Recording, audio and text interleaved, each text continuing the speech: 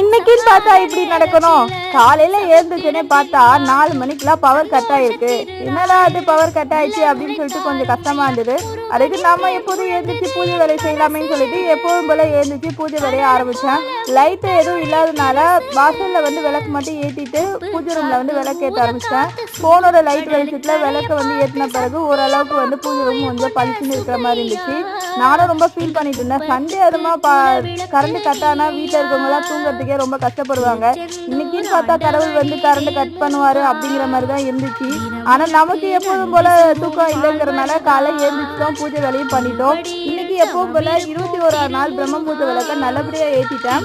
விளக்கு ஏற்றும் போது இன்னைக்கு பூஜை ரூம்ல லைட் செட்டப்லாம் உங்கள்கிட்ட காட்டணும்னு நினைச்சேன். இந்த ரொம்ப நாளா ஆசைப்பட்டு லைட் செட் பண்ணதை உங்கள்கிட்ட காட்டணும்னு சொல்லிட்டு சீக்கிரமா அப்லோட் பண்றேன். எப்படி இருக்குன்னு சொல்லிட்டு கமெண்ட் பண்ணுங்க. நெக்ஸ்ட் வீடியோல பார்க்கலாம். பை பை மை டியர் செல்ல குட்டீஸ். மறக்காம சப்ஸ்கிரைப் பண்ணுங்க.